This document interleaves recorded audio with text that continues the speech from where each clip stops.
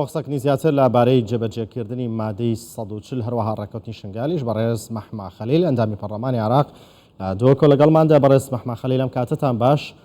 جەژنی ڕۆژووی ێزدیان لە بەڕێستان و تەواوی ێزدیان پیرۆز بێت ئینشەڵڵا هەموو ساڵێک لە خێر و خۆشی و سەلامەتیان جەژنە بکەنەوە لە هەر کوێیەک دەبن. پێتان وایە حکوومەتی عێراق و بەتایبەت کابینەی محەممەد شیع سوودانی تا چەند خواستی جێبەجێکردنی مادەی 140 و ڕێکەوتنی شنگالی هەیە؟ سوپاس بۆ کەناڵێ 24، سوپاس بۆ کارمەندێت وە، سوپاس بۆ بینەرێت خۆشتەوی. جەژنا مڵەتی مە ئێزیدی پیرۆز بێ، جەژنا ڕۆژێت ئێزیە. سوپاس بۆ خەڵکی کوردستانی و حکوومەتە هەرێما کوردستانی بۆ پاڵپشتیا دەڤەڕا شنگال و بان دەڤەڕا و ملەتی ما. بڕاستی وەکوکە مادە 140 ئەوە 35 ساڵ تەعریب و تەرحیلە دەڤەرێت ملەتی کورد شنگال هەتا مەندەلی و خانقین یا دیترێژی 16 ساڵە چاوەڕێ ئەوە 51 ساڵ هەمی کابینێت حکوومەتێ مەهۆڵدایە و 3 دەورە بەرلەمان بووم، یەکژی ئەندامی بەرلەمانی عێراقی دەورە دووەم کەمە لیژنەیەک چێکرد بوو کە وەکوکە بریاردەرێ لیژنا 140 بوو. لیژنا 140 کارن گۆری دستور لیژنەکە موقت بێتە چێکردن، گفتوگۆ و چاودێریە بکە وەکوکە چاودێر بێ و قانونە تەشریع بکە بۆ جیبەجێکردنا مادە 140. مادە 140 جی یەکیشوان مادێت گرنگە مافێ ملەتە، یعنی بڕاستی حکوومەتێت بەرینەوە کابینە دیترێ ئەف مادە 140 و هەموو اتفاقات غرفێت تاری دەتاتە پێکار. vê carê پشتەوانیە جەنابێ سەرۆک بارزانی بەرنامەی پارتی دموکراتی کوردستان چوونە بەغدایê ئەv جیبەجێکردنا مادە 140 و ڕێکەفتنە شنگالێ ئاویدنە بەرنامەی حکوومەتە بەرەی سوودانیدا وکەم بەشێکیش وێ حکوومەتێ ئەمە دەنگداڵ سەروی بەرنامەی حکوومەتە سوودانی خۆ ملزم کرد بەرامبەری بەرلەمانی عێراقی کە ئەنەوە vê مادەی جیبەجی بکە و ڕێکەفتنە شنگالێ. بەرلەمانی عێراقیژی بەرامبەری ملەتی عێراقی و بەرامبەری دادگا بڵندە باڵا فدرالی خۆ ملزم کرد ئەنەوە ئەف بەرنامە وەکوکە باوەریاش شارع عێراقی باوەریا خەڵکی کوردستانی باوەریا خەڵکی vê دەبەرێ van mafێت حقوقی و دستوری بێتەکردن و هەر ئینسانێکی کاری سکاڵا تۆمار بکە محکمە اتحادی لەسەر حکوومەتە سوودانی و لەسەر بەرلەمان ئەنۆ کە ئەف بەرنامە جیبەجی نەهاتەکردن. وەکوکە مەزانیژی هەندێک شۆڤینیاس کاڵە تەقدیم کرد بۆ مادە 140 گوتە و مادە نەماوە مردووە، مادەیەکە زیندەوە، مادەیەکە گرنگە بۆ ملەتی کورد بۆ ملەتی عێراقی، مادەکە دستوریە، مادەکە بریار بەستثمارە vê و مەداوە کریەژی وەکو معادلەکە ریاضی تعریب و تەرحیل زایدەن ئەنفال و کیمیا بارانکردن زایدەن مافێ ملەتی کورد زایدە جینۆسایتەش هەموو ئەکسانە بە مادەی 140. ئەو مادە هەکی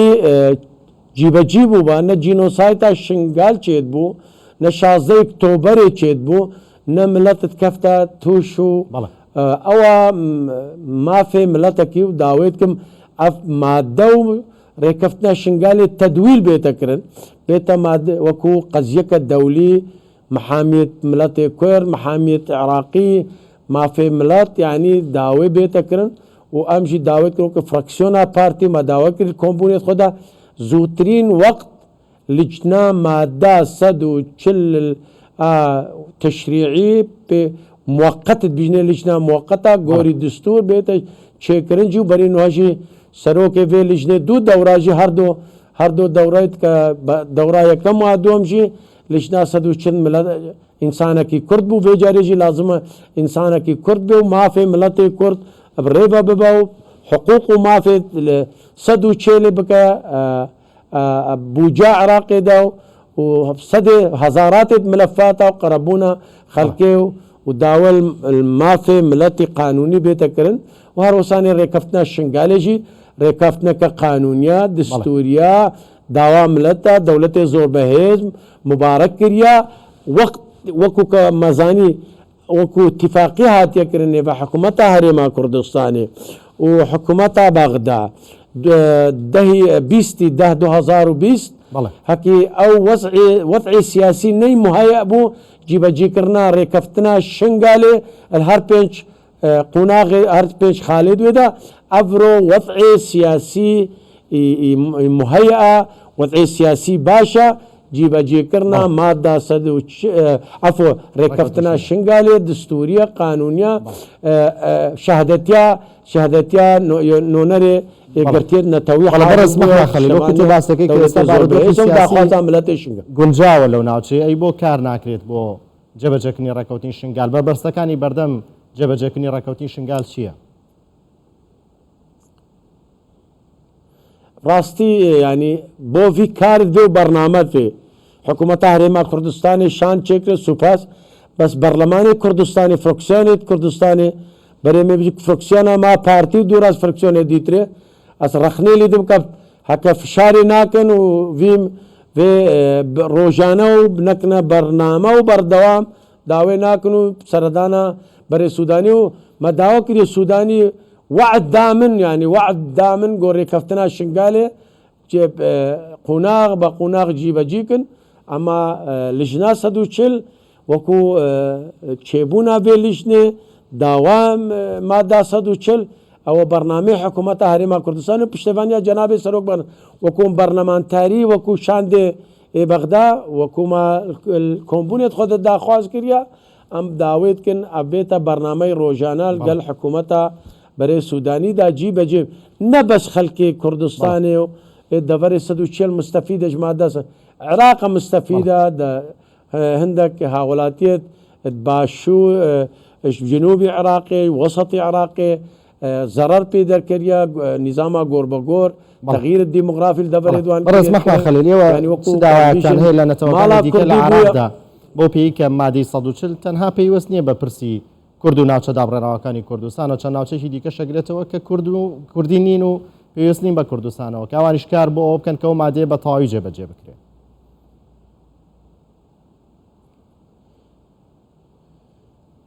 ئەلۆ جێبەجێکردنی مادەی 140 تەنها پێیوەست نییە بە کورد و ناوچە دابڕێراوەکانی کوردستانەوە چەند ناوچەیەکی دیکە شەگرێتەوە لە دەوروبەری سەلاحەدین و ناوچانی دیکە کە لە نێو مادەی 140 ئێوە چ داواکارێکتان هەیە لە لایەنە سیاسیەکانی دیکەی عێراقیەوانیش کار بۆ جێبەجێکردنی مادەیە بکەن بۆ ئەوەی ناوچەکە بە تەواوی بارودۆخەکەی ئاسایی بێتەوە؟ ڕاستە مادەی 140 نەبەس بۆ دەوەری دابراوە هەرێما کوردستانی و ملەتی کورد بە زۆربەترین زەرەر و تەضحیەت و ماڵوێرانی ملەتی کوردایە یعنی 35 ساڵە تعریب و تەرحیل و ونداکردنا مافی ملەتی کورد لەوان دەڤەرابوو دوای 16 ساڵ انتظاری جیبەجێکردنی ئەف 51 ساڵ یعنی ملەتی کورد vêz تەضحیەتێدا دەڤەرێ دیژێ وەکو کە هەندێک تەجاوزات هاتینە کوردنجی ئەو دەڤەرژیت مەشمول لە مادە 140 بەلێ ئەوشی پشتەوانیە و داخوازیە مادە 140 کەون مستەفیدنجی ینی مەزانی مەثەلا ناحیة النخيب البصرة دەڤەرە سەلاحەدین ئەف دەڤەرەژیت مادە 140 مەشمولە خەلکێکی مەزن خەلکێکی مەزن خەلکێکی gelek zarar lî keftiye ew jî mustefad belam zerarmendiyê bi tir mala Kurdiya û deverê Kurdîne Şingalê bigire heta Kerkûkê û Xaniqîn û Mendelî ev devera malwêraniyeke mezin de çi nîdama gorbegor çil ve 16 sala çaverê çil